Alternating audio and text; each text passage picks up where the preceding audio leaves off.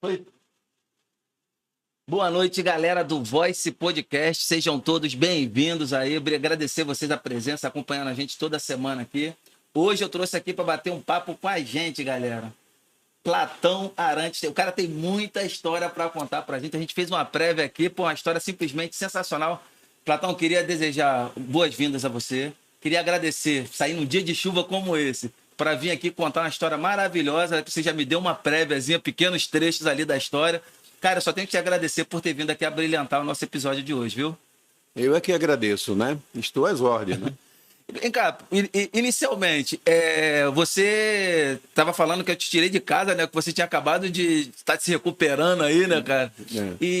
Mas eu queria saber de você o seguinte: os grandes nomes que passam por aqui pelos nossos episódios para bater papo, contar um pouco de coisa interessante, geralmente são de fora. Né? São poucas pessoas de raiz aqui da Macuxilândia, como eu chamo assim carinhosamente, porque eu adoro esse lugar aqui também. Eu sou do Rio, vim para cá e, pô, tenho um carinho especial. Estou aqui há 17 anos, completando 18. Mas você também é de fora, né? Que você estava me dizendo, né? Eu sou pernambucano, né? De Recife, como diz o... E nasci em 1953, né? Sou virgem, setembro, né? E já trabalho com fotografia há 45 anos, né? Eu trabalhei em diversos jornais, né? E vim para aqui em 93, julho de 1993. Mas antes de vir para cá, você já trabalhava com fotos, né? Em Recife, não é isso? Eu trabalhava no Jornal da Cidade, né? Certo. E 1988. Né? E eu lembro que era... Na estrada aí, hein? Era um final de ano, e o jornal ia fazer aquela matéria que geralmente os jornais fazem de final de ano, prevendo o que vai acontecer no próximo ano e tal. Não. Então, moral da história, o colunista social e a repórter pediram um fotógrafo e ninguém quis ir porque era... uma vidente, né? Uma vidente, mãe de santo ao mesmo tempo, misturado, né? E aí eu tive que ir, né? Teve que aceitar o desafio, né? Aceitei o desafio, né? E quando ela começou a fazer lá as previsões dela, né? Eu sou filho de pastor, vivi dentro da igreja, né? Então, por questão religiosa, eu fiz a foto, idealizei a foto, essa é a foto de capa, né? E me afastei. Já se deu por satisfeito ali, né? Satisfeito. E ela começou a fazer as suas previsões e tal. E, Ricardo, por coincidência, praticamente tudo que ela disse aconteceu ao longo do tempo, né? Então, quando ela terminou de fazer a previsão, ela virou-se para mim, né? E disse: eu tenho uma previsão para esse rapaz aí. Aí eu fico imaginando a tua cara na hora do religioso. Eu relutei, né? Relutei, aí o Ricardo Pinto, que era o colunista social, disse: não, Platão, vem, não arranca pedaço. E aí eu sentei ali, ela jogou lá os búzios, a carta, e ela disse assim: você vai fazer uma viagem e vai descobrir algo que vai te tornar famoso. 1988, né? Acredito que na época você não tem acreditado muito naquela história. Não, nem levei em consideração. Agora, ao longo do período, antes, né, tudo que ela tinha dito, né, por exemplo, ela adivinhou que o presidente ia ser nordestino e era o mais novo, e Collor foi quem ganhou. Fernando certo? Collor de Mello. Então, uma série de coisas que aconteceram de fato, né? Aí eu comecei a dizer: será que vai acontecer comigo? Eu vou ficar famoso, né? Aí eu fui. Em 1993, o meu irmão Sócrates Arantes, jornalista, né, veio para Roraima para trabalhar como assessor de comunicação de uma política aqui, né, de um político. E aí ele me ligou e me convidou para vir para cá, né? Aí, como eu já estava empregado lá há muito tempo, né, e pedi uma licença sem vencimento, né, e vim para cá. Né? E logo que cheguei aqui, 2, 3 meses depois, eu percebi que eu não ia ficar famoso de forma alguma, que não ia acontecer nada comigo, né? Então eu fui na Assembleia, conversei lá com um deputado, o deputado Iradilson, que é pernambucano também. Ele disse, não, você venha trabalhar aqui. E, coincidentemente, quando eu cheguei na Assembleia, eu já vi que estavam criando umas comissões para criar novos municípios e tal. E aí eu já fui escalado para ser o fotógrafo daquela comissão. E a comissão que foi para o Iramutã. Quando a gente passou, foi todo mundo de carro, né? Quando passou no Surumu, na Vila do Surumu, né? Que é bem caminho mesmo, né? Que pertence a Pacaraima, né? Aí alguém disse, olha, aqui viveu o Papillon, depois da fuga, e está sepultado ali, e os companheiros de fuga dele, um criou Normandia, o outro não, aquela história assim, né? Aí o Papillon, levei aquilo na mente, né? Quer dizer, isso aí é o quê? 90, por aí? Não, foi em 93. 93. Julho, agosto, setembro, 93, final de 93. Ou seja, o filme, inclusive, já tinha um filme dele já a respeito dessa história, né? Isso. Aí, fiquei interessante. Continuei fazendo lá. Quando chegou na região de Iramutã, ainda não era município, claro, né? E aí os deputados foram olhar os marcos colocados, né? Que fazia a fronteira da Guiana, Venezuela, Guiana, Brasil e tal, aquela coisa. Aí, quando estava fotografando lá os marcos, eu observei que tinha um malocão bem grande, né? E aí eu fui, curiosamente, dar uma olhada aí. Por coincidência, vi uma espada enfiada na palhoça, né? E aí eu perguntei pro filho do Tuxau, aquela espada ali, isso aí foi um presente do Marechal Cândido Rondon, quando ele veio demarcar as fronteiras, o Monte Caburaí, como extremo norte do Brasil. Aí aquilo bateu na minha cabeça. Hein? Duas histórias interessantes numa viagem só, né? E aí eu fotografei a espadinha, espadachê, acho que o termo é esse, né? E ele segurando e tal, e prossegui o meu trabalho, né? Aí, moral da história. Fui lá para a fazenda do Galego, conhecidíssimo na região, hoje está lá no céu, né? E aí, na conversa vai, na conversa vem, eles me apresentaram o Braz, né? E aí, na conversa, ele disse, olha, essa questão do Monte Caburaí, eu acho que se a gente pudesse fazer uma expedição, já veio com a ideia, né? Já com a ideia. A gente podia fazer uma expedição, né? Porque essa expedição forçaria o Ministério da Educação a reconhecer e aí já colocar nos livros didáticos. Coincidentemente, o Braz, né? Que era o genro do Galego, foi candidato a prefeito e ganhou. E aí ele me convidou, Platão, eu quero que você seja meu secretário de Turismo e Meio Ambiente. Aí eu disse para ele... Você deve ter imaginado nessa época aí que as portas se abriram para aquele projeto que você estava, né? Claro, aí eu disse, eu posso, mas eu não posso deixar a Assembleia não, porque, entendeu? O salário de secretário é uma merreca, né? Aí eu disse, não, tudo bem e tal. Aí eu aceitei e ele me colocou como coordenador e relator da expedição, né? Então, eu fiquei com a faca e o queijo na mão, né? E aí, usando a estrutura da Assembleia, os computadores, comecei a bolar, fazer tudo direitinho e tal. E comecei a convidar todo mundo e tal. E aí, entre 3 e 6 de setembro, foi todo mundo para cima do Monte Caburaí, né? O Exército, Aeronáutica, IBAMA, FUNAI, Universidade de Roraima, profissionais de jornalismo, de diversos setores e tal. Criou-se uma força-tarefa para esse objetivo, exatamente, né? Criou-se lá e... A Assembleia já era esse prédio de hoje, na época? Era um prédio diferente, mas era lá, Uhum. entendeu? Depois foi reformado, né? E aí, moral da história, a princípio era para achar o marco que foi colocado em dezembro, 8 de dezembro de 1934, né? Pela Comissão Demarcadora. E que não foi o Rondon que colocou, né? Quem fez a expedição, na realidade, foi Braz Dias de Aguiar. Né? E aí tudo foi feito lá em cima e tal, e aí voltamos e aqui eu comecei a bolar, né? Não achamos o marco, tudinho e tal, e aí eu entrei em contato com a comissão de marcadores de limite, eles mandaram foto do marco anterior e não sei o que e tal, e blá. Moral da história, né? Aí fiz ofício para todo mundo, né? Inclusive para o Ministério da Educação, né? E aí, isso já em 2000, né? Em 2001 já começou a sair os primeiros livros didáticos distribuídos nas escolas de todo o Brasil,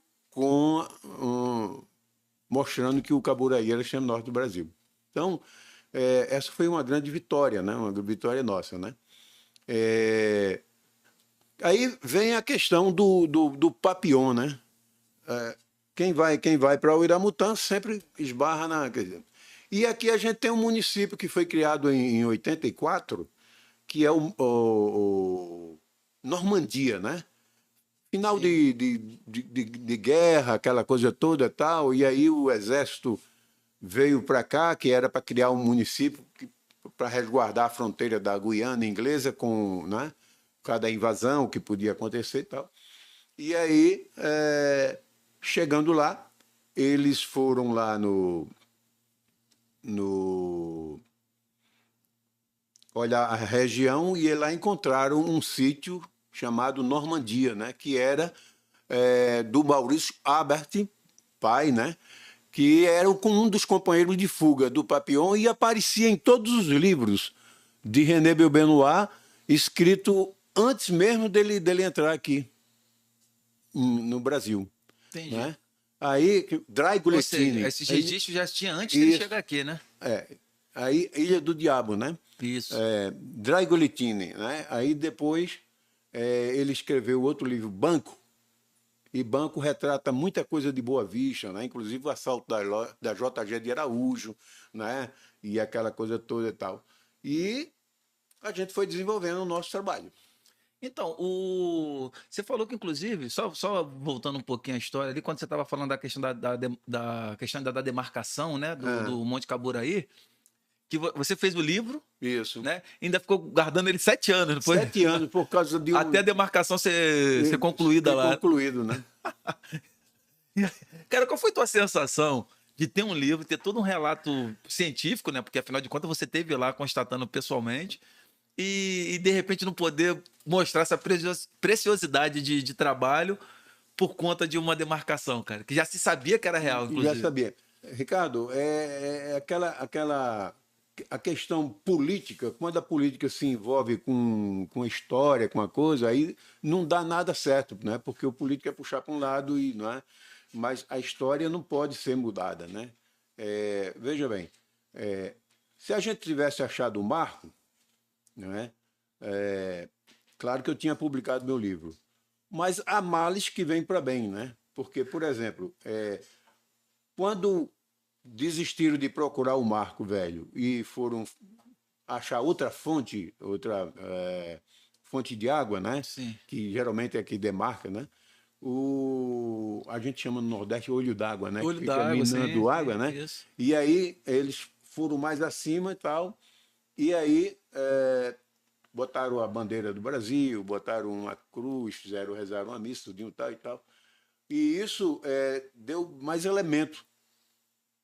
Ficou mais interessante do que o que eu estava achando se eu publicasse o livro antes, né? Então, o livro foi publicado e a aceitação foi muito grande, né? Vender não, né? Porque as pessoas aqui têm o hábito de, olha, eu quero um livro, tá? É um presente, né? Entendeu? Aí você já entendeu que ele não quer comprar, né? Eu quero um livro e quero autografado, né?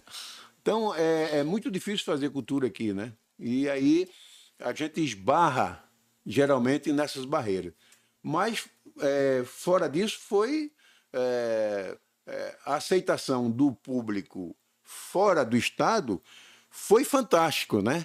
Já aqui foi assim, aquele negócio meio morno, meio né? morno, entendeu? Entendi. E tal, né? A questão política. Você acha, Platão, que inclusive, cara, o fato... Porque quando você disse que quando você chegou lá, né, o o filho do Tuchal falou para você, né, que Marechal Rondon já tinha ido para fazer essa demarcação, ou Sim. seja, já era algo conhecido na região, Já, que ali seria já. o extremo norte real do Brasil, né? Claro. Você acha que por questões políticas essa história ficou guardada lá? É o que eu digo, a inércia política, né? A inércia política.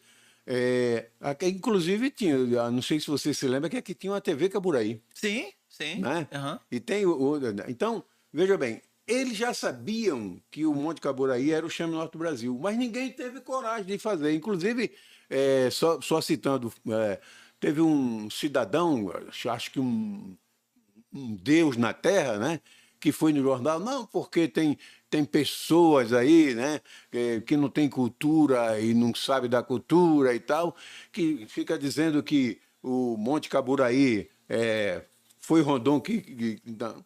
Eu nunca disse que Rondon, eu disse que o Tuxalba falou que Rondon veio. Eu cito ele. Você conta a história, né? Eu conto a história. Você não se apropria do. Eu não né? me aproprio. Aí, moral da história. E o Monte Caburaí está a 133 quilômetros de distância do Iapoque. Ou seja, se botar uma linha reta do Iapoque ao Caburaí, né, do Iapoque ao Caburaí, você tem exatamente 133 quilômetros. É muita coisa, né? Sim. E aí, moral da história,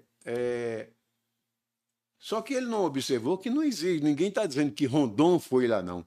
Quem disse foi o índio. Então, eu contei o que o índio falou. E aí, moral da história, a Assembleia aproveita esse deixa e cria o dia 8 de setembro, o Dia do Caburaí, Dia Estadual do Caburaí.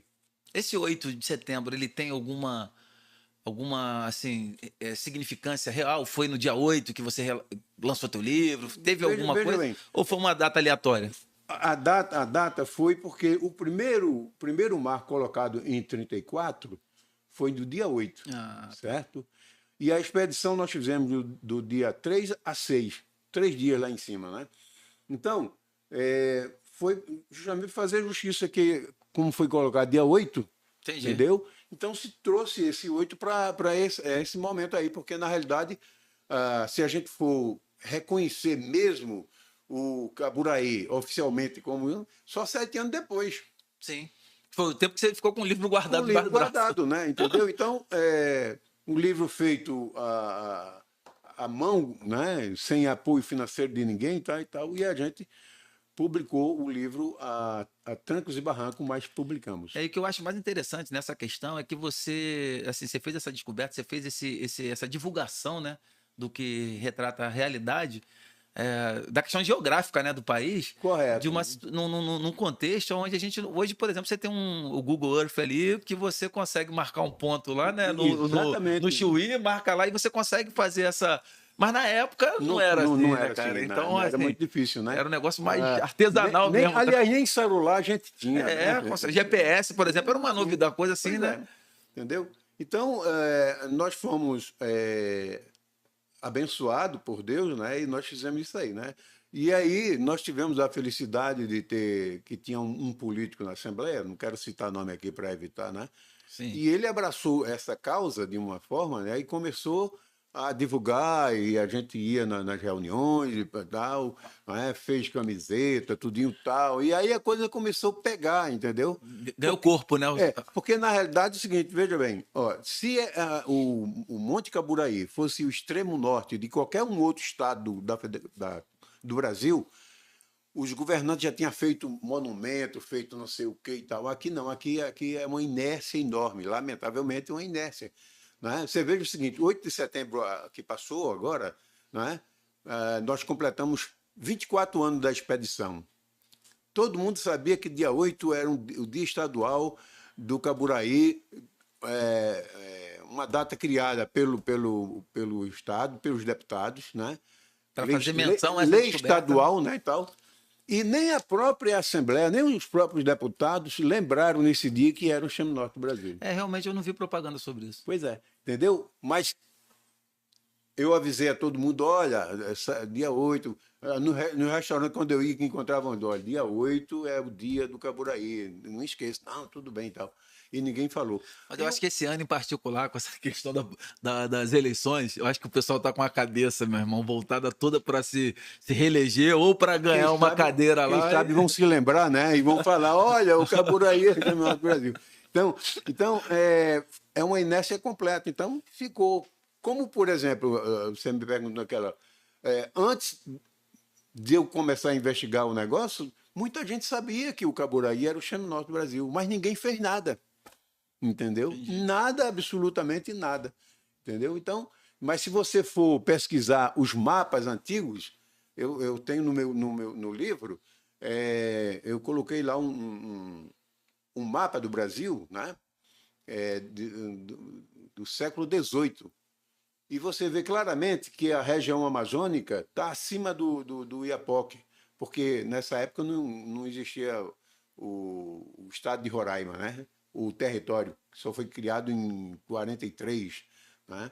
A gente aqui pertencia à Amazonas. Sim. Entendeu? Então, mas o mapa já mostrava que era bem acima, né?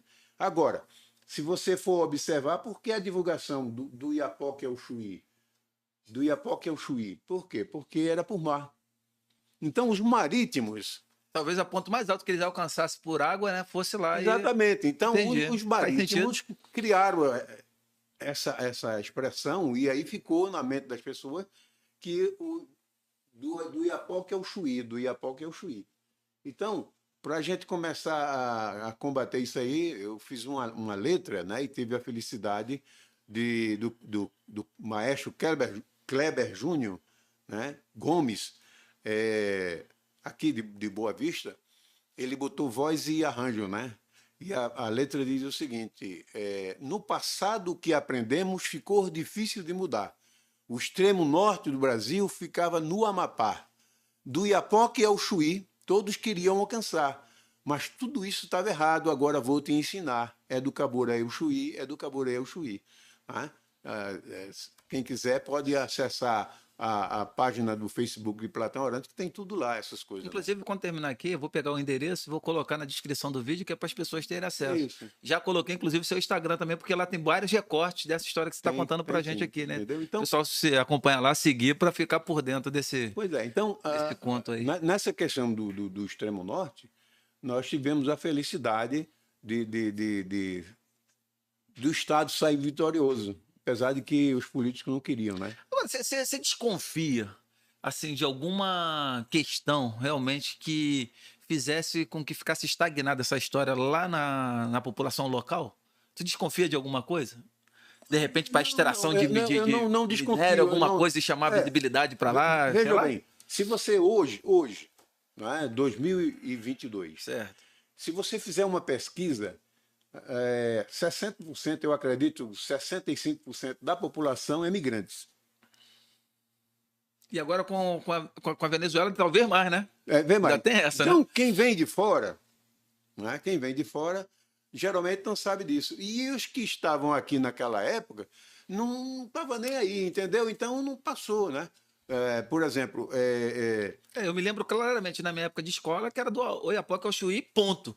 Exatamente. Né? Você deve ter aprendido assim também, né? A mídia nacional ainda continua dizendo. E eu mando mensagem todinho, olha, vocês estão atrasados, porque desde 94, 93... Que é bastante tempo, diga-se de passagem, né? Que já é o Caburaí, entendeu? E aí mando mapa, mando foto, mando capa do livro. E assim, tem um reconhecimento pela Assembleia, né, daqui, que você falou. Isso. Agora, existe oficializado isso no Ministério da Educação? Sim. Já tem, né? Foi oficializado. Ainda tem gente falando disso, cara. É estranho, né? É estranho, É estranho. Porque, na realidade, é uma questão, por ser uma questão cultural, as pessoas hoje não estão mais lendo o livro, né? É só celular, internet. E aí... Não, isso realmente muita coisa se perde. Então muita coisa se perde, né? Antigamente se comprava livro, hoje não compra. Antigamente se comprava long play, né? Hoje, aí passou para ser CD. Hoje. Você falou do long play ali, ó? Pois é. A minha coleção aí. Eu tenho também. É bom ter, né? Aí hoje já nem CD tem mais. Você vai na internet e pega a música. O pendrive é isso aí. Pendrive, entendeu? Então é a evolução. que lamentavelmente Algumas coisas se perdem, né? se perdem, né? Alguma coisa. Mas E aí a gente estava falando aqui que dentro dessa expedição, onde surgiu a questão do extremo norte, seu Caburaí, também se cruzou com a história de Papillon, né? Papillon, né? Então, veja bem, quando... Que essa aí é interessante porque o filme que ganhou o Oscar, né? Esse filme foi uma coisa absurda de sucesso, né? Você vê, o livro Papillon chegou a ser o terceiro livro mais vendido no planeta. Aí. Perdia para a Bíblia Sagrada e o Alcorão, a Bíblia dos muçulmanos, né? Então, quando nós começamos a investigar, e aí chegava lá no Surumu, por exemplo, que é uma comunidade indígena, né? E tinha alguns brancos lá e tal, e as pessoas, não, o Papillon morou aqui e tal, era aquele comércio ali, né? Ele tal. Outros diziam, não, ele tinha fazenda, né? Eu sei que ele falava uns 7 idiomas, né? Era um cara super inteligente, tinha uma borboleta no peito, né? Que eu acho que a tradução de Papillon é isso, né? Borboleta. Né? E tinha um detalhe que ele era careca. Ainda tem esse detalhe. Tem esse detalhe que era careca, né? E daí ele usava chapéu direto. E aí outros diziam que não, que era para disfarçar. Não, não era não sei o que e tal. Mas sempre... Então, e lá no Surumu tem uma serra chamada Banco. Coincidentemente, é o nome do terceiro livro dele. É o terceiro, né? O Banco, né? Na verdade, a história dele, ela é assim, ela é cheia de mistérios porque diz que até outra pessoa assumiu a autoria de toda a história que ele, né? Pois é. Quando ele planejou a fuga dele, ele fez lá um jeito de induzir o comandante da Ilha do Diabo, né? Ilha do Diabo, porque ninguém queria ir para lá, né? Lá era o verdadeiro inferno, né? Então, o que é que ele fez? Ele, por ser culto, né? Ele deu um jeito de passar a ser o bibliotecário de uma grande, enorme biblioteca. Está no meu livro lá. E lá, quando ele estava reorganizando os livros nos seus lugares, tudo que estava uma bagunça enorme, ele encontrou o livro da escritora Bly Niles, né? Famosa por seus contos, tal e tal, tal. Então, ele viu naquela mulher o filão para concluir o que ele queria, né? O objetivo dele era fechar a Guiana Francesa, impedir que outros franceses fossem para lá sofrer, né? E aí ele começou a mandar carta para ela. Escrevia a história dele, mandava carta para ela. Ela concluiu um livro, né, chamado O Condenado da Ilha do Diabo, baseado na história do René. Tudo que ele recebia, né? Mas não citava ele para protegê-lo, né, tal. E aí, só que ela fez o seguinte, ela conseguiu uma autorização, coisa raríssima, de uma americana, uma autorização para entrar na prisão francesa. E foi ela, o Roberto Niles, o esposo, que também era o fotógrafo, né? E mais 3 pessoas. Está no livro. Aí eles fotografaram, conversaram, e aí, como o pessoal não entendia bem o inglês e tinha dificuldade, e aí chamaram o René para o René ser o guia. Que na verdade é o cara, né? O cara. Ele é o Papillon, né? Aí ele foi e concluiu o bate-papo com ela, tal, mostrou, contou tudo direitinho, tal, criou ali uma amizade muito sincera, muito legal, né? Viram o sofrimento dele e tal. Aí, moral da história, ela volta para os Estados Unidos e publica 1934. Dry Guillotine, O Condenado da Ilha do Diabo, certo? E aí esse livro escandalizou a França perante o mundo, aquela coisa todinha. Eu acho que foi até motivado por esse livro que eles vieram no futuro a fechar, né, essa prisão, né? Teve um lance desse, né? Aí, quer dizer, já foi um pontapé, né, para isso, né? Aí que fragiliza o sistema, né? Exatamente. Quando você começa a expor aí eles puniram o René, botaram ele em solitária, né? Em solitária, você sabe, você entra no escuro, fica lá um tempão, quando você sai, você fica assim, que procurando, abobado, não vê né? nada, né? Aquela coisa e tal. E o René sofreu muito. Aí, moral da história, ele bolou a fuga dele, né? Construíram lá uma jangada com dezenas e dezenas de sacos cheios de coco, de amarraram aquela coisa toda, tá? Teve a ajuda de um japonês lá, tá? E aí eles fugiram. René Belbenoit, Henri Charrière, Roger, Maurice Albert, Pierrot, foram 9.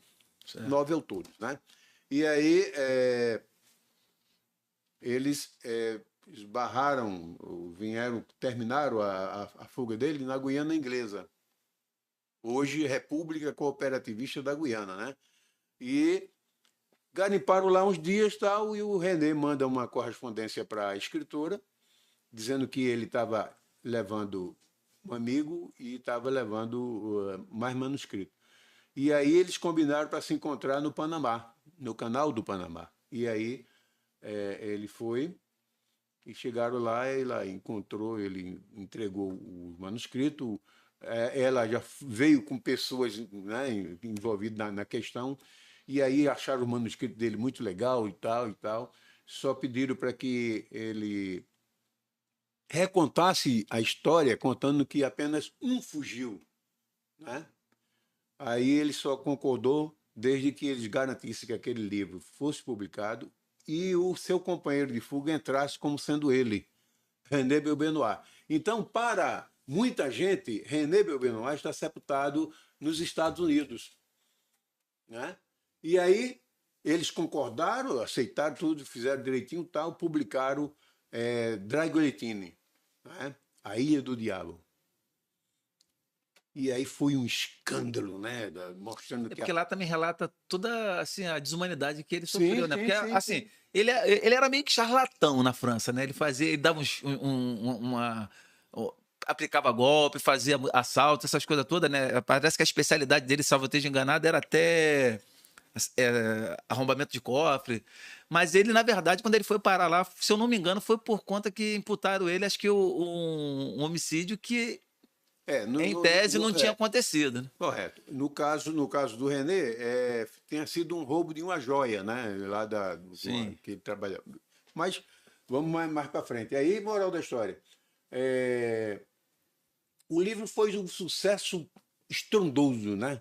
A mídia meteu o pau e tal. Eu sei que imediatamente a França baixou um decreto fechando a Ilha do Diabo, né? Era um complexo penitenciário lá, né? A Guiana Francesa, né? E isso levou ainda mais uns 8 anos para começar a repatriar o pessoal, entendeu? E aí foi uma vitória. Aí o René deixa o Panamá sozinho, né? Deixou o companheiro lá, que entrou nos Estados Unidos como sendo ele, né? E aí volta para a Guiana Inglesa, reencontra os amigos, e em 1940 e 34 eles entram na região que depois foi batizada de Normandia, né? Atravessaram o rio Maú e entraram lá e tal, moraram lá um tempo. E aí o René veio para o Surumu, né? E aí começou a garimpar, começou a ganhar dinheiro, comprou fazenda, ajeitou o comércio, que era de outro, aí ele começou a envolver, botou mercadoria nova lá, aquela coisa toda e tal. Então ele criou um círculo de amizade muito grande de proteção, né? Quando chegava alguém estranho lá, né? Eles, olha, René, cuidado. Aí o René ficava na moita, né? Lá olhando, e aí, quando não era ninguém, tá tudo bem. Tá? Então, a vida desses franceses foi maravilha, eles tiveram proteção e tal, né? Só que quando o René morreu, aqueles que diziam ser seus amigos, né, destruíram tudo que ele tinha, né? Tinha uma mala enorme, assim, cheia de cadernos que ele escrevia, todo dia ele escrevia e botava lá. E aquele se tornava livro se quisesse, né? Que ele, o René, era culto pra caramba, né? Diz que Sim. ele falava umas 3, 4 línguas, Sete línguas, né? idiomas, né? Então, os franceses que vieram com ele, 2 foram para a Venezuela, Henri Charrière e o Roger, né? E aí, 1958, se não me lembro, né? O René conclui o livro contando a fuga de apenas um, como tinha pedido o acertado, cineasta né? ir lá nos Estados Unidos. Então, ele conclui dizendo que só um fugiu, e aí tinha dificuldade de mandar, porque os Correios, naquela época, já não funcionava tão bem, Sim. né? E mandar Hoje já não é essa né? Coca-Cola toda, né? Imagina a época. Mandar um calhamaço de cadernos, né? Porque ele escrevia em caderno, para os Estados Unidos, era uma dificuldade enorme. Então, o que é que ele fez? Ele entrou em contato com o Henri Charrier, que botou um barzinho lá na Venezuela, né? Em Caracas, né? E aí pediu para que ele intermediasse os Ele manuscritos. fez fazer o link, né, para levar. Isso, que ele intermediasse para mandar para os Estados Unidos. E aí entrou em contato com a escritora e combinaram e tal. Aí, moral da história, o Henri Charrier pegou o pacote de manuscrito, provavelmente uns 20 quilos, né? Caderno à vontade, né? E aí guardou lá. Aí, tempos depois, veio um terremoto e não sei o quê, destruiu muita coisa e tal, e um dia o bar, o restaurante do Henri Charrier se acabou praticamente e tal. Aí ele foi lá nos escombros e achou o pacote, né? E aí voltou, né? Voltou, e aí pegou ele tinha um amigo cliente que era correspondente francês na Venezuela, né? Jean Maille de Franfray, acho que a expressão é essa aí. E ele subornou o Jean e o Jean reescreveu, aí já escreveu a história, contando e ele botando detalhes dele como sendo o Papillon, né? Por exemplo. Inclusive, eu estava lendo até uma matéria sobre isso, que ele fala que, inclusive, esse cara, esse correspondente, tinha dívida com ele, Sim, e aí, né, tinha um lance desse aí tinha uma dívida, e aí. para quitar a dívida, tinha que Claro, fazer esse claro. somebody love todo aí Né? para. Exatamente. Isso é normal, aqui no Brasil também, de vez em quando, você encontra isso, né? Aí, moral da Só de história. vez em quando, né? Ele foi, mas ele mandou o manuscrito para os Estados Unidos, né? E aí foi publicado Papillon. Papillon chegou com um estrondoso, aquela coisa toda e tal. Né? Logo, logo chegou a ser o terceiro livro mais vendido do planeta, né? E tal. E a aceitação. Quando o Henri Charrier foi apresentar o livro, né? Como diz né? Como escritor lá, aquela coisa tudinho e tal, ele entrou em uma série de contradições, né? E aí ele, percebendo que ele podia ser desmascarado, ele disse a expressão, está no livro lá que eu coloquei. Papillon é uma história coletiva, ou seja, diversas Sim. pessoas escreveu, né? Papillon é uma história coletiva. São fatos que eu não vivenciei, é mais ou menos isso aí. São fatos que eu não vivenciei. Tira o corpo fora no final, né? Tirou o corpo fora, né? Sim. E aí muita gente, não, esse cara não é o escritor, esse cara é um farsante e tal, e ele com medo deixa a França e volta para a Venezuela, certo? E o que ele ganhou, né? Na época se fala em $1 milhão, direitos autorais do livro, do livro e tal, $1 milhão, do filme que já, né? E aí ele caiu na desgraça de beber muito e não sei o que e tal, e terminou falindo, né? Como diz o Matuto, morreu a míngua. Né? E o René continuou aqui, né? Garimpando, pagava o pessoal para garimpar, e aí achando ouro e diamante, ele guardava muito diamante, ele revendia esses diamantes para as pessoas e tal. Então que ele ganhou muito dinheiro aqui no Brasil. Né? Mas aí, aquele velho adágio, né? Ele escreveu um segundo livro. Aí, no caso, a escritora publicou um livro com a história dele, que ele mandou, certo? Sim. Então, se a gente for contar, ele escreveu o primeiro livro, depois o Dry Guillotine, que foi publicado nos Estados Unidos, mas como sendo do outro René Benoit que ele criou, Sim. que era poder ele ficar escondido. E aí foi Papillon, né? E aí veio o Banco, o último livro dele, né? E Banco relatava muita coisa que aconteceu aqui em Boa Vista, né? Moral da história. Ele mandou esses manuscritos de novo para o René, para o Maurício Albert, né? Lá na Venezuela. E o Maurício Albert acrescentou mais coisas ainda para dar a entender que era ele, né? Por exemplo,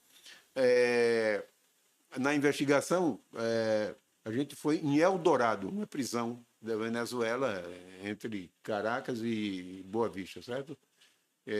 Não sei nem precisar quantos quilômetros, sei que a gente andou pra caramba, quer dizer, de carro, mas andando muito.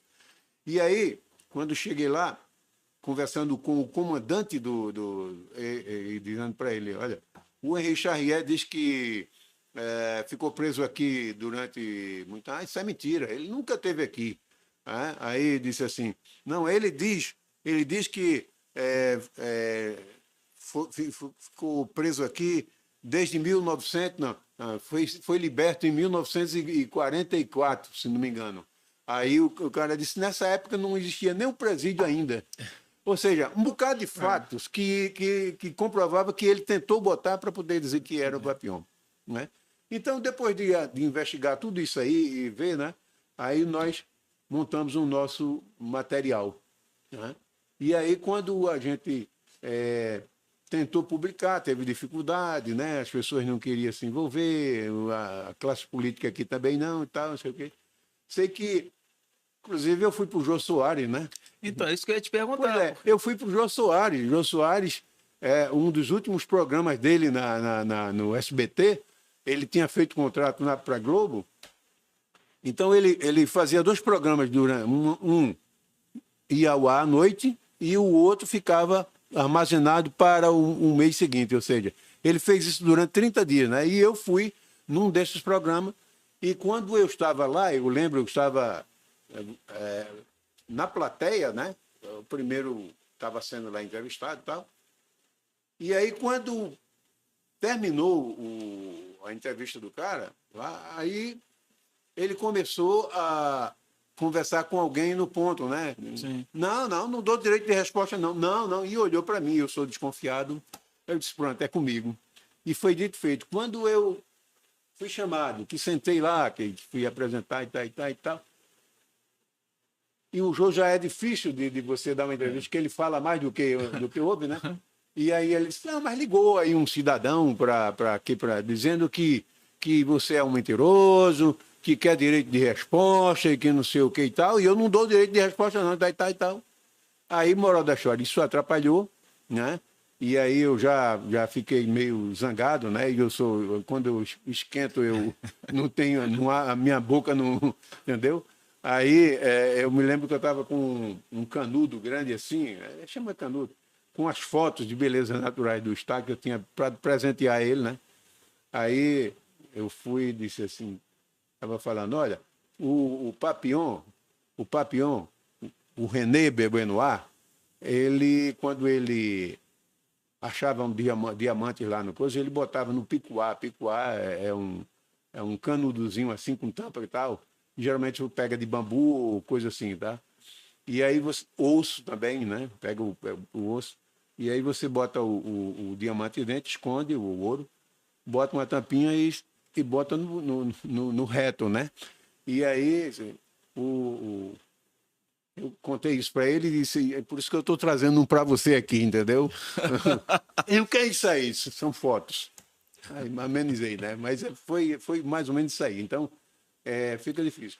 Então, as pessoas aqui tentaram... Acabou que a entrevista lá, então, foi num clima meio tenso, né?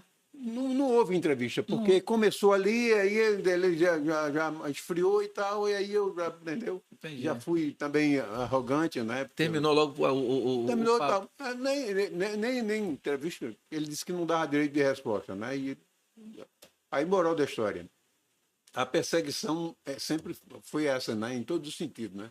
Então, concluindo, eu voltei para Boa Vista, né? E aí decepcionado, claro, né? E aí, por coincidência, né? Quando eu chego em Boa Vista, dias depois chegou um pessoal da Isto É, da revista Isto É. Aliás, um repórter, porque ele manda um repórter e já manda com a câmera, naquela época ainda era Polaroid, né? Você faz a foto, sai ali na hora. Sai na hora, E aí... Feitinho. Pois é, aí o cara me procurou aqui e a gente foi lá em Normandia falar com o seu Rui Menezes, um dos últimos que, inclusive, atravessou o grupo do Papillon, do Rio Maú para o lado brasileiro, sabe? E aí ele falou, não, o René era o Papillon e ele atravessou aqui, nesse lugar, e barabam, tudo tá e tal. Relatou todo o fato ali. Aí o cara fez a matéria, né? O cara fez a matéria e foi para lá. 4 páginas, né? quatro páginas, né? Uma matéria. Tem até digital já essa matéria. Aí inclusive eu perdi a capa logo para Lula, né? Pô, já estava certo que eu ia ganhar a capa. Na história, né? A história, claro, ia ganhar a capa. Aí, não sei o que foi que Lula, nem me lembro mais o que foi que Lula fez lá, que aí botaram ele na capa lá e tal. Aí, moral da história. Como é a perseguição na internet, né? Aí, moral da Tinha história. sempre um político cruzando o teu caminho, né? Pois é, sempre um político. E aí, Ricardo, ele fez essa matéria e levou e guardou lá, né? Ia flotar. Aí eu conversando com um Mozarildo Cavalcante, que na época era senador, sim, e falando das dificuldades, aí ele pediu o material que eu tinha, né? De fotos, né? Uhum. Do René de Benoit na Guiana Francesa, do René aqui e do René nos Estados Unidos, certo? E aí ele levou lá para peritos da Polícia Federal, e aí eles fizeram a perícia, né? Questão de olho, de nariz, boca e tal, e aí aquilo ali que tem poder científico, né? Sim. E aí ficou comprovado que era o cara que está sepultado aqui é de fato René Belbenoir. E que o que está sepultado nos Estados Unidos não poderia ser René Belbenoir, até porque ele tem um rosto comprido e o René tem um rosto arredondado. Ou seja, não bate, né? Não batia, né? Então, aí saiu, né? Isto é, sai a matéria da Isto É e a matéria no site da Polícia Federal. Peritos da Polícia Federal encontram em Roraima o verdadeiro Papillon. Ou seja, não era nem mais Platão, eram eles. Aí pronto, houve uma repercussão assim. Mas na Isto É, o teu nome foi bem citado, não foi? Na realidade, a mesma matéria que saiu na Isto É, saiu eu vejo que citou lá alguma coisa, mas realmente é que você está falando. Parece que no momento de fazer a ênfase, a descoberta, falaram muito da Polícia Federal. Mas no final tem, né? Tem. Tem uma expressão que 68 anos, a gente já esquece um pouquinho. Certo? Pô, mas eu quero chegar a 68 anos assim. Obstinado, em letras grandes, né? Aí, obstinado Platão. Aí tem um texto pequenininho assim, claro, mas está dizendo que... Né? Então, para mim foi ótimo. Depois disso aí, não vi mais nenhum abestalhado querer dizer que não era. Contestar a tua história. Contestar, né? Aí, veja bem, tudo que era do René foi destruído lá no Surumbu. Por quê? Ele tinha fazenda. Dizem que tinha quase 700 reses, né? Tinha ouro, diamante, e tinha uma pilha de cadernos que todo dia ele escrevia, as memórias dele, ele botava ali, entendeu? E aí, o que o pessoal fez, né? Morreu, não tinha parente, não tinha descendente, não tinha nada. Queimaram tudo, né? Putz. E aí documento precioso, né? E dividiram os bens, né? Os bens ali entre eles e ficaram caladinhos. Uns tentaram dizer que não era e outros... Agora, ele viveu muito tempo aqui, né? Nesse finalzinho de vida dele. Não, há relatos assim de filhos, de sobrinhos, sei lá. Ele diz no livro dele, o livro Dragoletini, Ilha do Diabo, ele diz que foi publicado em 1938 nos Estados Unidos, né? Na versão Ilha do Diabo, ele diz que era impotente, né? Ah, entendi. Ele disse que era impotente. Estéril, né? No caso, não poderia ter filho. Aí, coincidentemente, o cara o René dos Estados Unidos teve um filho lá. Então. Entendeu? E eu sinto isso, né?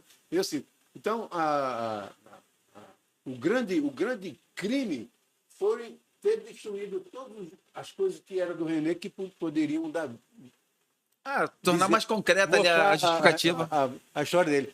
E aí eu tive que resgatar isso das cinzas, né?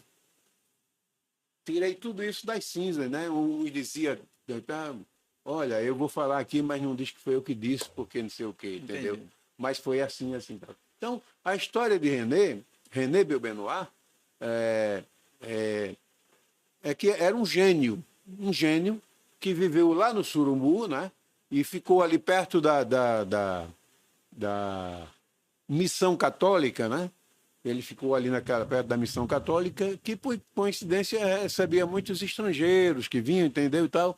Então ele ficava sempre de butuca, né? Às vezes ficava na Serra do Banco, né? Serra do Banco. Por que banco? As pessoas perguntavam para mim, por que banco? Porque lá em cima tem uma pedra que quem sobe senta lá, primeiro porque sobe e cansa, né? E aí fica na pedra, sentado e descansando. E por que é banco? Porque houve um assalto na década de 40 aqui na JG de Araújo, que era de um rico empresário amazonense, né? Inclusive dizem até que ele nunca esteve aqui. Ele tinha essa super loja lá.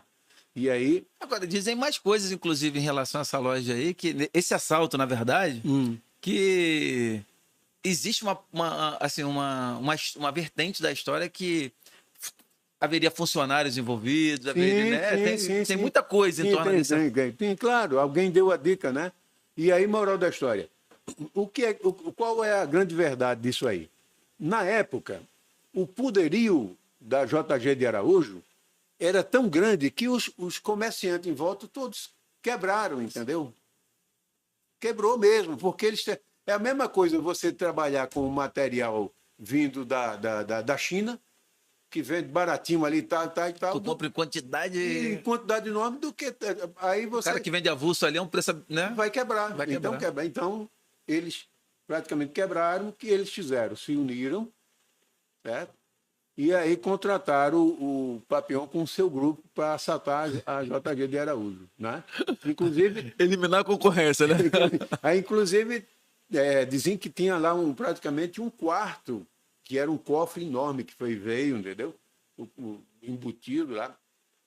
E eu sei que eles arrombaram isso aí, né?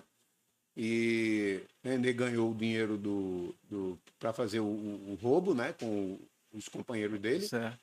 E ele dividiu com o cara. E o René ganhou a parte do roubo, né? Porque também foi dividido entre eles, né? E aí o René voltou para o Surumbu e lá em cima, perto dessa pedra, em algum lugar, ele escondeu a fortuna. Daí, Banco, né? O último livro dele, Banco, né? Que aí ele fala de uma loja, ele fala do assalto, fala todos os detalhes, dando a entender que era em Boa Vista, né? E fala dos companheiros de fuga que viveram aqui, como foi o Maurício Abert lá de Normandia, né, e tal.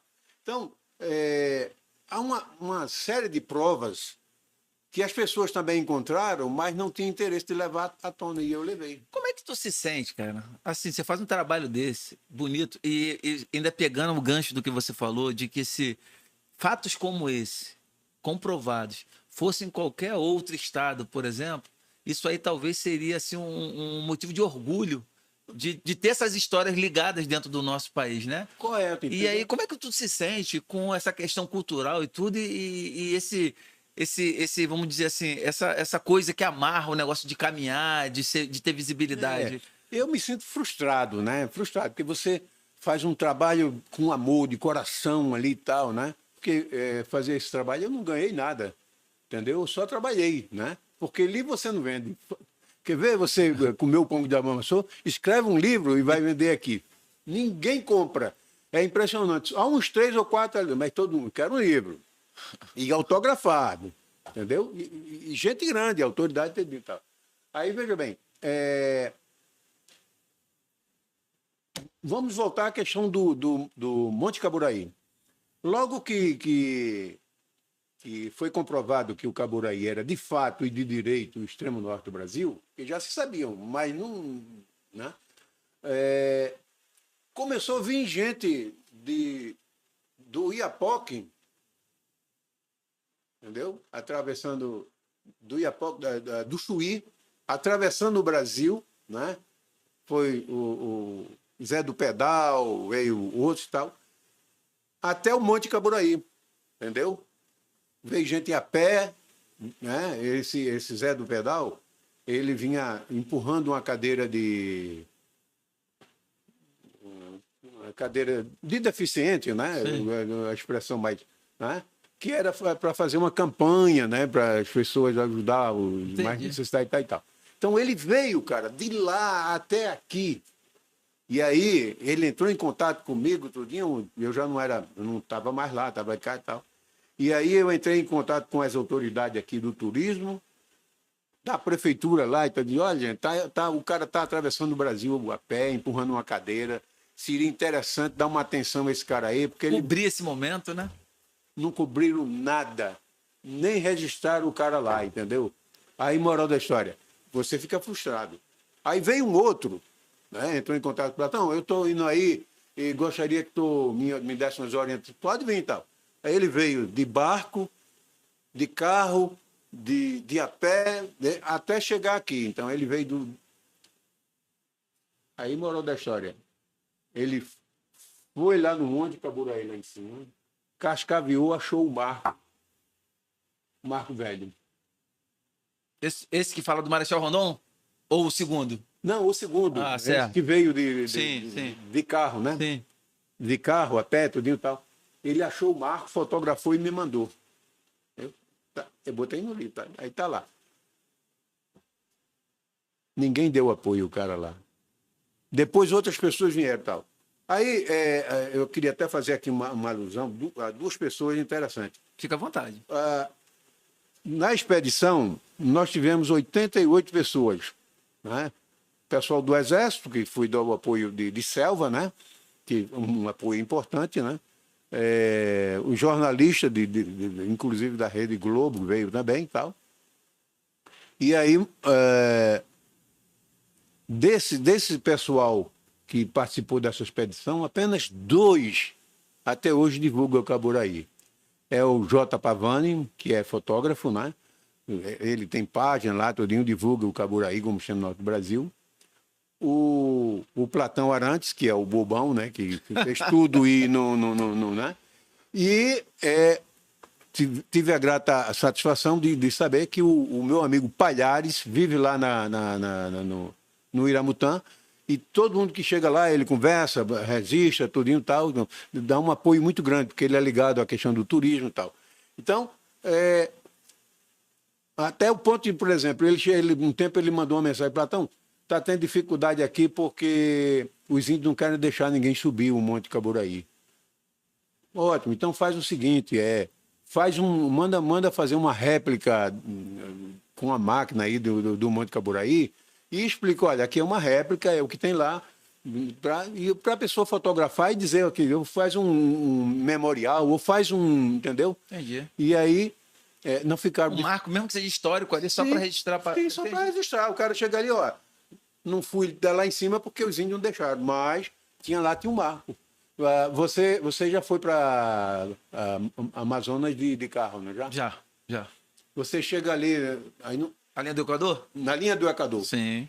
Quem é que não passa ali e não para tirar uma foto? Todo mundo tira foto ali. Pois é, tá entendendo? É um marco, né? Eu acho que eu sou um dos caras mais chatos. Toda vez que eu vou, eu paro ali e tiro foto. Eu também já fui e já tirei foto. Já tirei de gente, já tirei minha, entendeu? Tal. Aí, moral da história. Quando você faz um marco, o que for, fica para a prosperidade e vai servir como base. Sim. Mas aí não, porque não sei o quê, meu amigo, então é difícil, entendeu? Agora aqui, existe algo que foi feito para reconhecer esse seu estudo? Você poderia dizer que Roraima, através de uma placa, através de um memorial, alguma coisa, te reconheceu esse seu trabalho? Na Assembleia Legislativa, 3 anos depois da expedição, foi feito, inclusive eu induzi, na época, se fazer, todos os inspecionários receberam cidadão roramense, entendeu? Aquela coisa toda. Então, recebemos cada uma placa, né? E aí depois o Exército fez lá também, a Aeronáutica fez, então esses setores fizeram, mas o governo do estado nunca fez, nunca reconheceu isso, entendeu? Porque se fosse, por exemplo, tem a Praça do Garimpeiro ali, certo?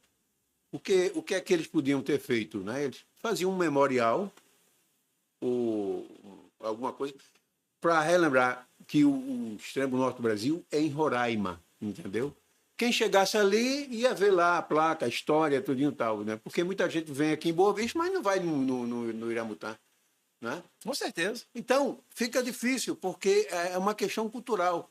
Eu não sei nem hoje, se você fizer uma pesquisa entre 8 deputados federais, 24 deputados estaduais, vereadores de Boa Vista e dos municípios, se eles são da terra, eu tenho a impressão que 90% é de fora. Então, essas pessoas vêm com uma cultura diferente. Eu sou pernambucano, terra do frevo, né? Entendeu? Do carnaval, daquela coisa toda. Então, eu vim para aqui com uma mentalidade totalmente diferente. E quando cheguei aqui, estranhei. Quando disseram que não, você vai para Roraima. Roraima? Existe. Eu não sabia que tinha um estado chamado Roraima. Né? E até hoje a mídia continua dizendo, confundindo Roraima com RO, ou seja, Rondônia. Entendeu? Ou então solta um Roraima, né? Que o pessoal fica chateado. Pois né? aí, por exemplo, no final da Libertadores, foi Libertadores, que o Palmeiras perdeu o título mundial, né? Naquele lá, o locutor, ele falou umas 500 vezes do Iapoque ao Chuí. E eu fiquei fica muito entendeu, ali e tal. Isso, aí né? eu já entrei, pesquisei, achei a página dele, mandei e tal. Ele nunca olhou lá. Mas isso aí, então, mas é que a gente estava falando aqui, é o seguinte, se isso aí fosse vamos dizer assim, uma descoberta que fosse motivo de orgulho, né, reconhecido pelo Estado, como você está falando, provavelmente coisas dessa natureza não aconteceriam. Exatamente. Né? Porque, cara, eu já não duvido se de repente a gente pegar um livro de história e ainda de repente se deparar com esse erro berrante. Correto. Tu tá entendendo? Não duvido.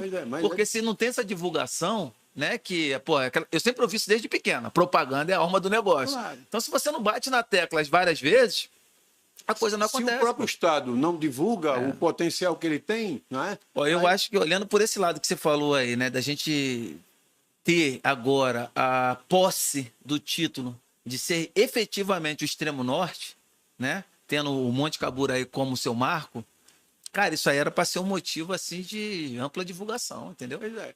Eu tenho tudo isso no meu Facebook, né? Eu, 2 Facebook, mas eu estou com um agora, mas o outro continua lá e as pessoas mandando mensagem. Mas tem música, tem história, tem marcos, tem questão indígena, tem tudo lá. E as pessoas de fora lê e manda dizer parabéns, olha, muito legal e tal. E aí a gente fica com contato direto, né? Meu Zap tem mais gente de fora do que da casa, né? Pois é. Então a gente troca informação. E aí as pessoas terminam ajudando a divulgar, entendeu? Mas o Estado não faz isso, né? O município, mas o município não tem estrutura para esse tipo de coisa. Se bem que a internet já está por lá, né? Mas é só botar, entendeu? Aí faz um marco aí, faz um memorial, bota lá alguma coisa, até citei lá a linha do Equador. Olha, o marco da linha do Equador é um dos pontos mais fotografados dentro do estado de Roraima. Todo mundo que passa lá para tirar foto, entendeu? Como diz o Matuto no Nordeste, tira indo e vindo, né? O cara vai para Manaus, aí tira... O cara vai por aí mesmo, sabe? O cara quer ter certeza, né? Aí na volta ele tira foto de novo. Ou seja, ele está divulgando a linha do Equador, aqui, entendeu? Mas quando se bate de extremo norte do Brasil, aí morre entendeu? A ideia. Então, aí fica difícil. Entendeu? Cara, mas vamos torcer e eu praticamente posso afirmar com certeza que, né, aqui a nossa história vai ficar registrada, né? Vai ficar aí no nosso canal pro ad eterno, para a vida. E eu tenho certeza que assim as pessoas têm acompanhado bastante o nosso trabalho aqui de divulgação exatamente da cultura, né, parte artística. Então, eu já vi gente aqui das quadrilhas, músicos, humoristas, entendeu?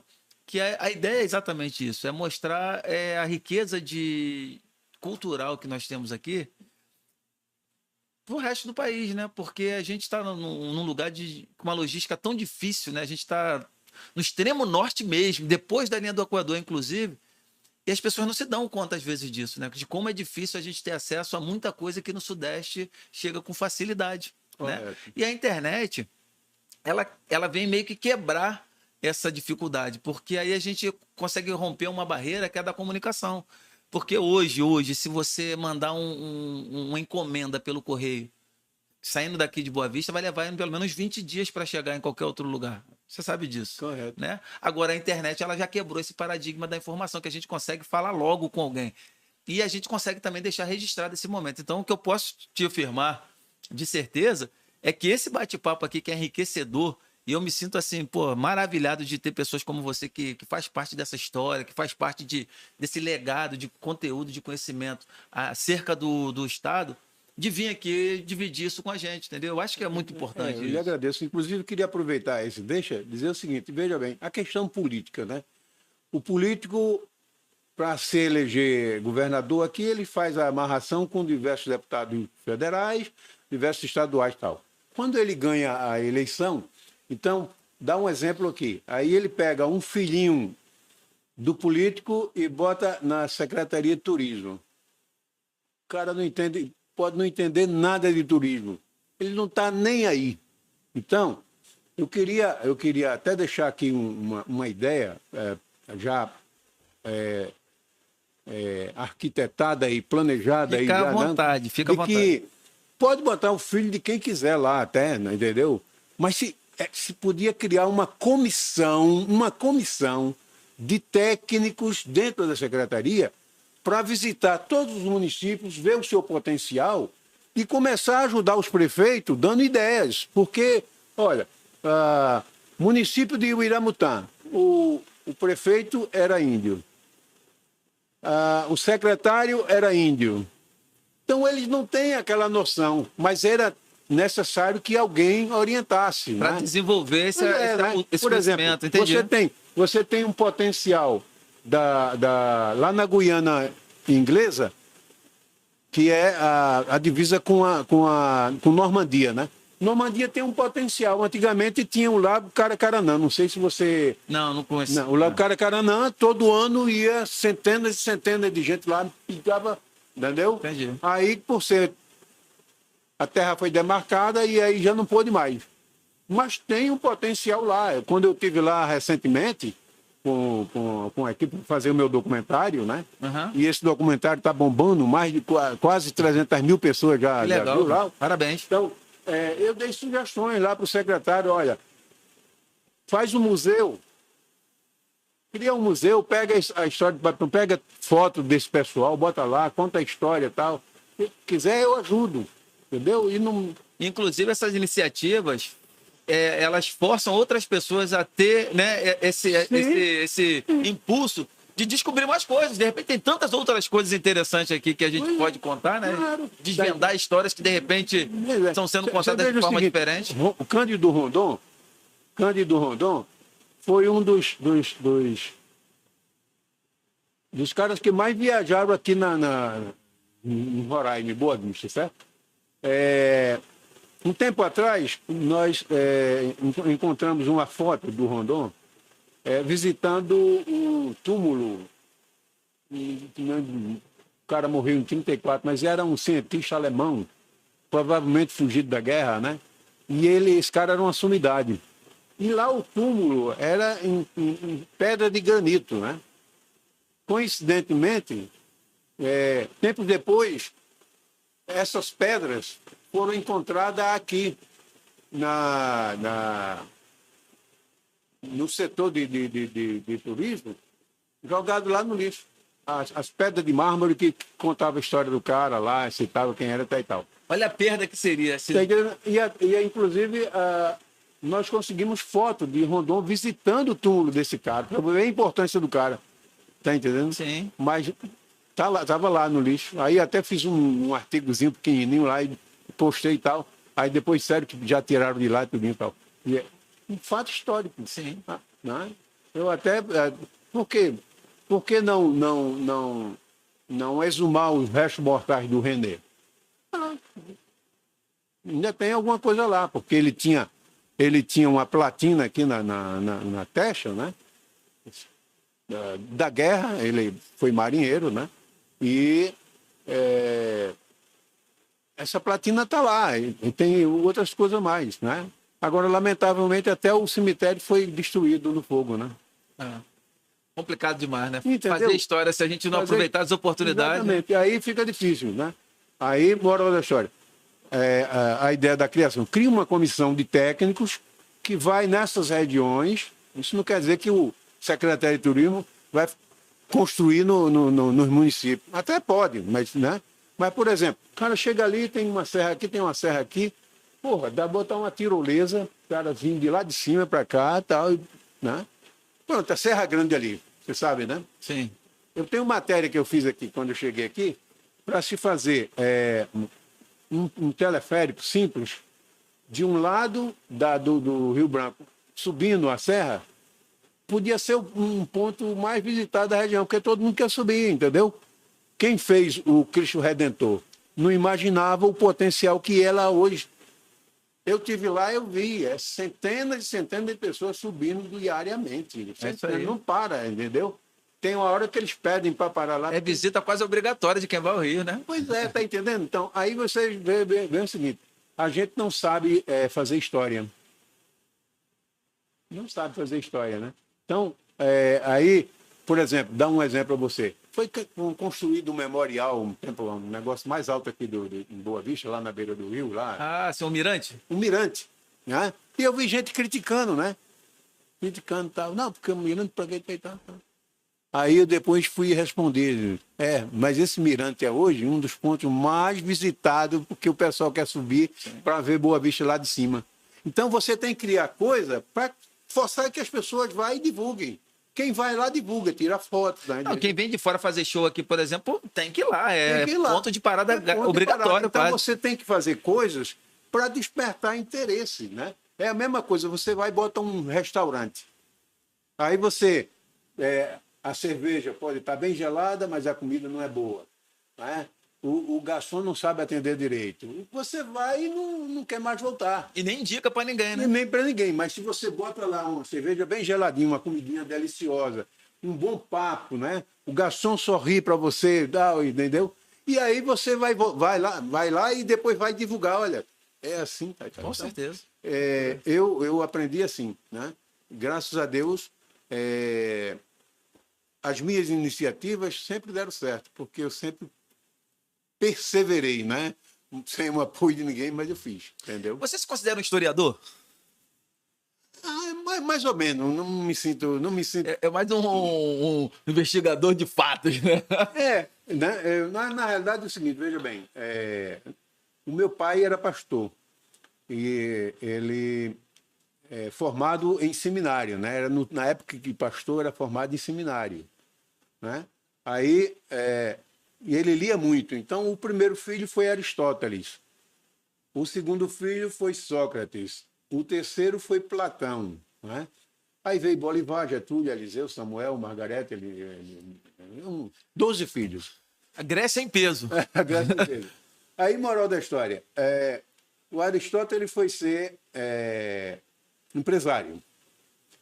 O Sócrates, jornalista, né? E eu fui seguidor de Sócrates, né? Fui seguidor, que aí eu fui trabalhar em jornal, né? Fotografia, tudo aquilo, né? E aí, ao chegar aqui, eu publiquei 4 livros, né? Forcei o reconhecimento do extremo norte do Brasil e provei que Papiões está aqui. Então, me considero uma pessoa...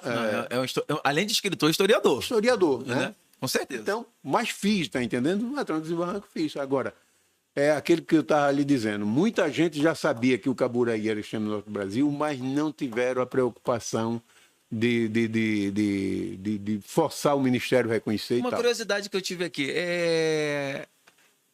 a gente tem aqui a Universidade Federal, né? Tem a estadual agora, que eu acredito que seja mais recente. Mas, assim, algum centro acadêmico desse voltado para história, para pesquisa, te deu algum apoio ou nada? Não, não. Ele, na realidade. Porque normalmente as faculdades, A universidade foi convidada e mandou 2 ou foi 3 pessoas na expedição, né?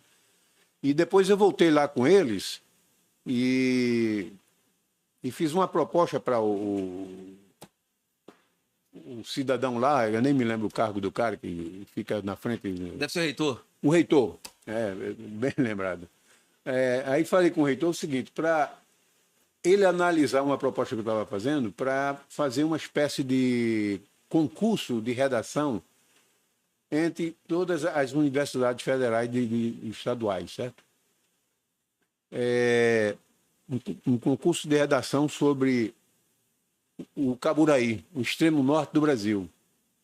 Né? Cada universidade fazia tal e tal. Pesquisa sobre o assunto. Exatamente, fazia um concurso de redação. Entendi. E as redações de cada estado, primeiro, segundo, terceiro lugar, viria conhecer Roraima, né? Ia conhecer o Iramutã, sobrevoava lá o Monte Caburaí, certo? Então, era uma forma de tanto divulgar como... Né? A princípio foi uma história legal, tal. Mas depois, eu acho que ele deve ter ligado para alguém e disse, não, deixa isso para lá. Entendeu? Seria uma grande jogada. Todas as universidades federais de todo o país participariam desse concurso de redação. Sim. Daria um prêmio, 10 mil, 20 mil, 30 mil, ótimo e tal. Cara, eu acho, vou te dizer mais assim, que é o seguinte, as pessoas interessadas seriam pessoas realmente voltadas para esse processo de fomentar a pesquisa. Sim. Né? E só em poder, por exemplo, ganhar uma passagem, de vir até aqui, conhecer em loco um lugar que eles estão documentando, já seria um puta prêmio, entendeu? Pois né? Porque quem viesse para cá ia voltar e ia começar a divulgar. Olha, o extremo norte é lá, entendeu? O Roraima é um lugar bacana, né? Sim. Tem potencial turístico, tem, né? As pessoas são, né? E aí voltava e divulgava isso para todo mundo, numa boa. E aí Roraima seria conhecido. Mas vai continuar sendo Roraima, né? Ou Roraima, como Roraima, o povo vai vai continuar sendo RO, né? E não RR, né? E vai fazer como o cara lá da Band, né? Que no jogo Palmeiras e... Alguém escreveu aqui Galvão Bueno, é desse cara, não? Não. Não foi ele, não, né? Alguém escreveu aqui, aí eu... Não foi Galvão Bueno, não. Foi eu esqueço o nome do cara. Eu nem conhecia esse cara, mas ele tem uma dicção muito boa. Mas ele... Do Iapoque ao Chuí, do Iapoque ao Chuí, tantos. Eu já estava... Se eu tivesse o coração fraquinho, eu já tinha morrido. Porque cada vez que ele falava do Iapoque... E muita gente começou a mandar, Platão, já estou chateado com esse negócio aqui. O cara está falando do Iapoque ao Chuí, do Iapoque ao Chuí. Entendeu? Platão, tu já... Tu saberia dizer, assim, de cabeça, qual é a diferença de distância do Caburaí ao Chuí e do Oiapoque ao Chuí? Essa diferença a mais que o Caburaí tem, você lembra de cabeça ou não? Tem, sim. Eles falavam em 64,5 km, né? Se você botar uma linha reta. Certo. Né? Mas nesse último trabalho que foi feito lá, nós comprovamos que é 133 quilômetros acima do Iapoque, né? Entendi. Então, se você botar na régua, o Iapoque vai estar aqui, né? Uhum.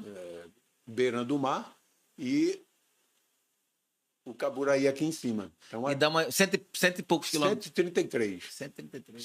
133 e mais um quebrado, Entendi. certo? Tá. Quando eu fui na Guiana Francesa pesquisar o Papillon, eu dei um salto lá, certo?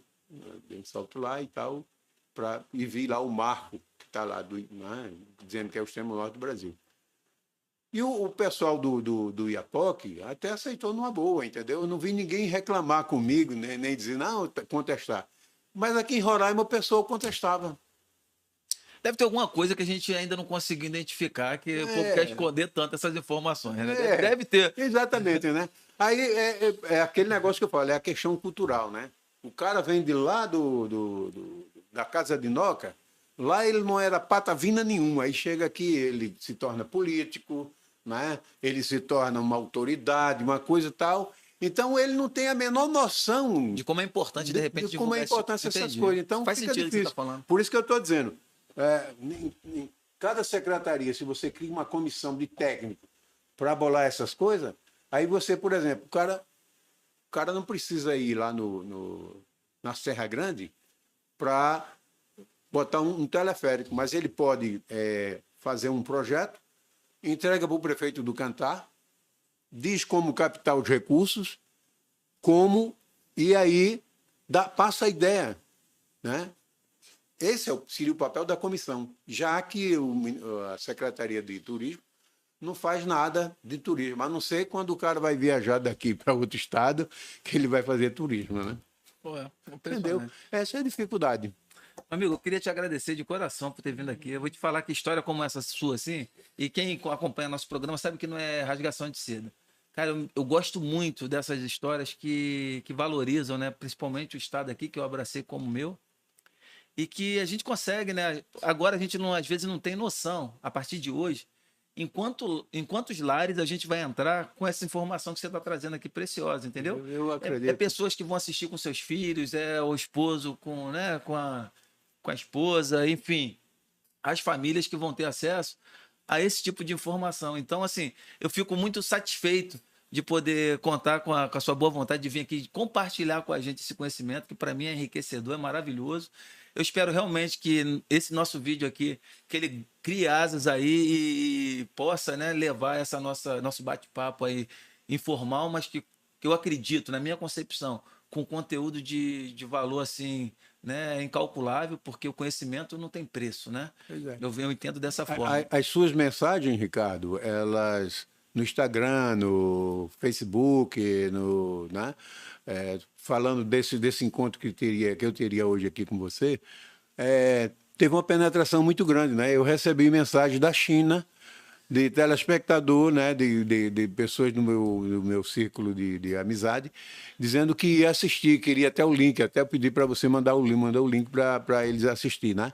E eu queria aproveitar e fazer um comercial aqui. Fica à vontade. Quem quiser acessar o meu documentário, entra lá no YouTube e bota Papillon, o homem que enganou o mundo, tá?